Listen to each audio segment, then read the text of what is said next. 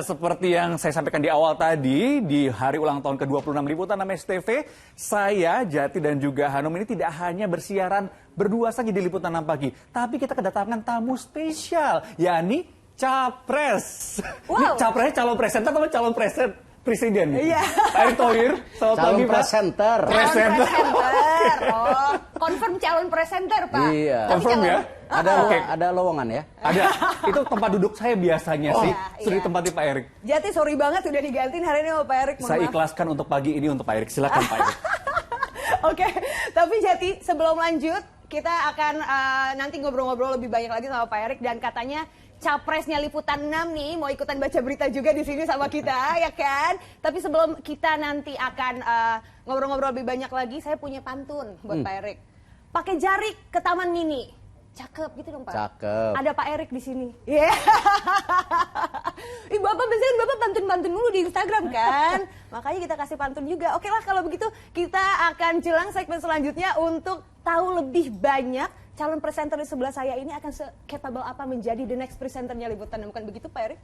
Nah, udah saya sebut-sebutkan barusan se-capable apa sih capres kita yang satu ini alias calon presenter kita Pak Erick Thohir. Langsung saja saya persilakan Pak Erick untuk membacakan berita utama kita pada hari ini. Silakan Pak Erick. Pemerintah sudah melarang ekspor minyak goreng dan bahan bakunya sejak akhir bulan April. Namun, pantauan di lapangan harga minyak goreng masih belum stabil. Untuk mengatasi masalah itu, pemerintah bekerja sama dengan pihak swasta, kini menyebar minyak goreng curah ke ribuan lokasi di seluruh Indonesia.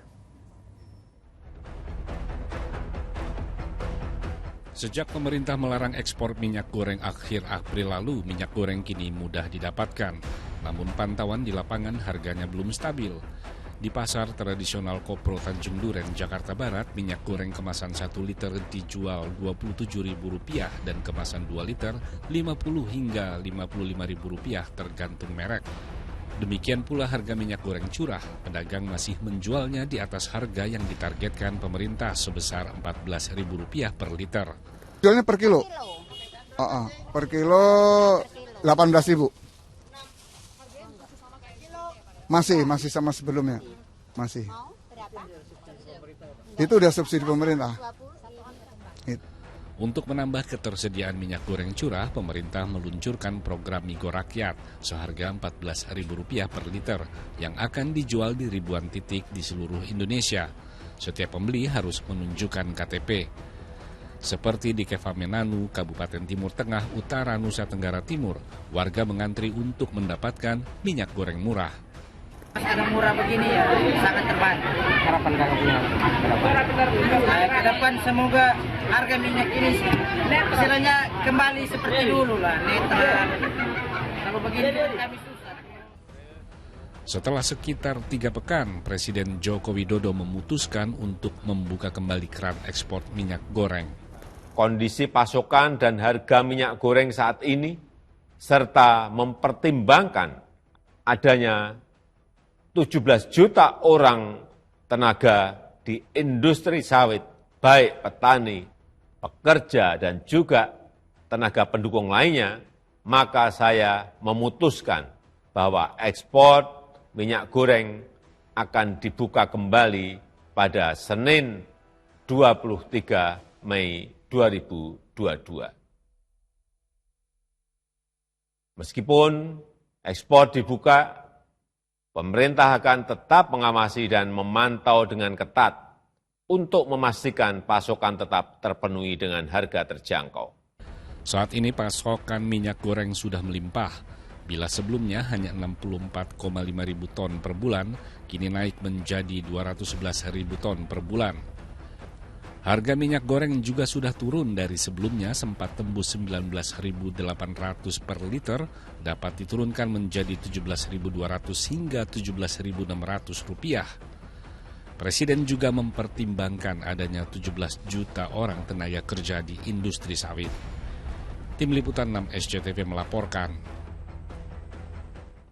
Oke, nah itu tadi Pak Erick tayangannya terkait dengan udah ada kerjasamanya ya bentuk pemerintah sama swasta. Tapi mungkin pertanyaan selanjutnya adalah kita sebentar lagi akan masuk ke Piala Dunia, Pak Erik. Merinding Nah, langsung. Merinding langsung ya. Ya. Mimpi-mimpinya pasti masih banyak sekali lah Indonesia bisa someday akan ada di sana. Amin, amin gitu ya. Sebagai seorang pecinta olahraga gitu kan dan juga pernah memiliki klub gitu ya Pak Erik. Mungkin kita akan ke berita selanjutnya terkait dengan ini. Silakan Pak Erik. Tahun ini kita akan disuguhkan pesta sepak bola terbesar sejagat. Piala Dunia 2022 di Qatar.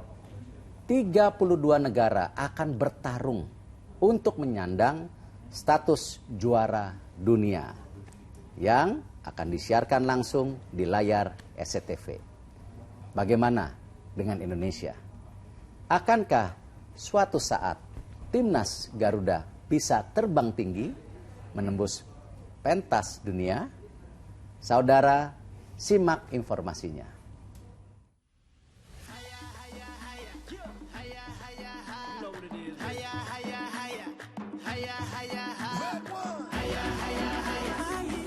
Pesta sepak bola terbesar Piala Dunia tahun ini akan kembali digelar.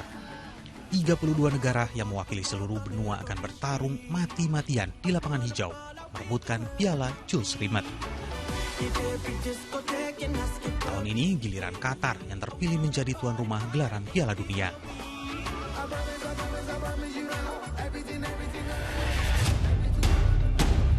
Piala Dunia selalu menjadi magnet bagi setiap pasang mata.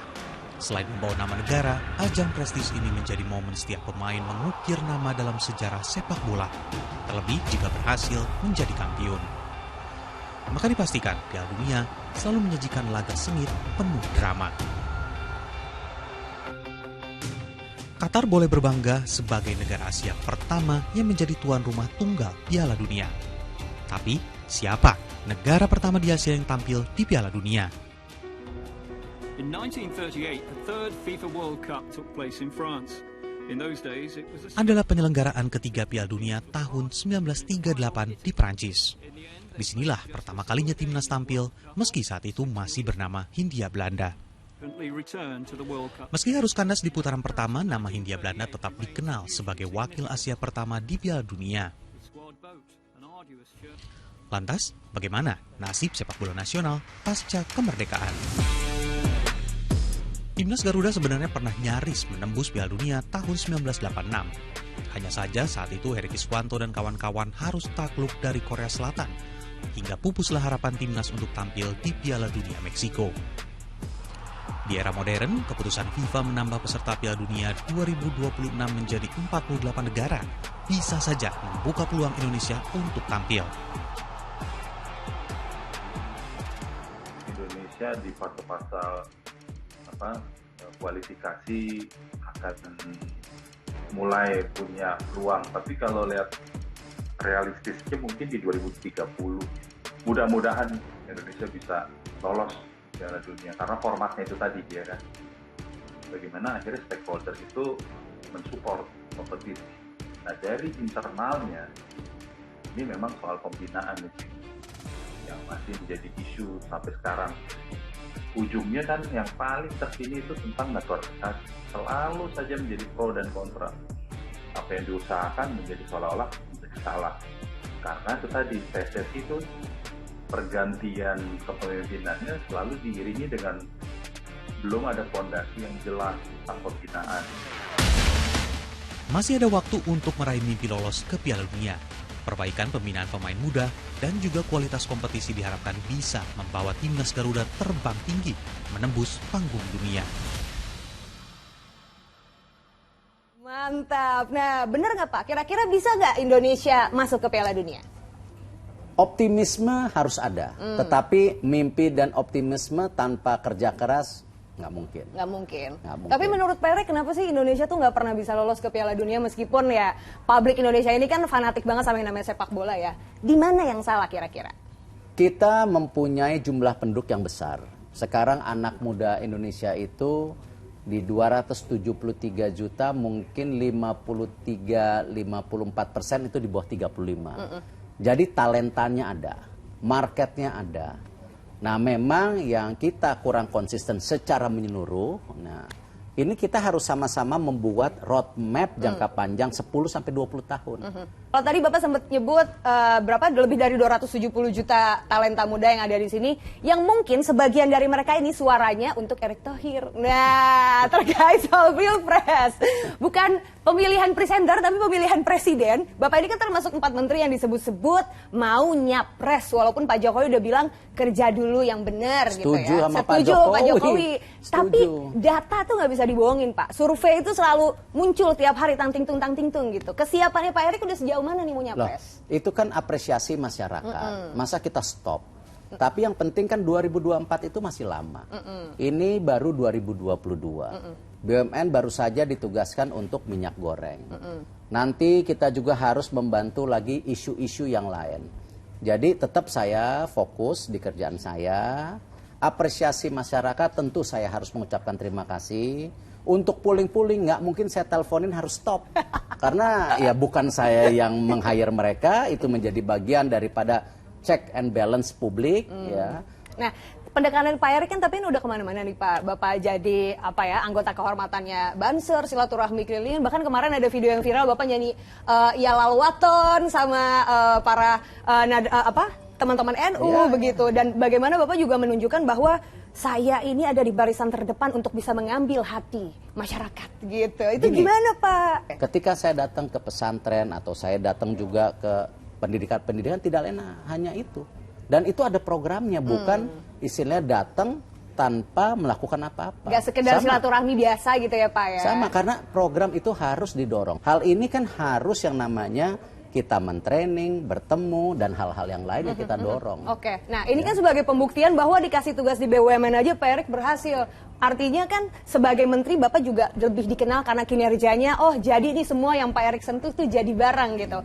Somehow ini kan juga menguntungkan Pak untuk 2024. Tapi itu bukan kerja individu, itu kerja tim. Ya, kesuksesan saya di Asian Games karena tim.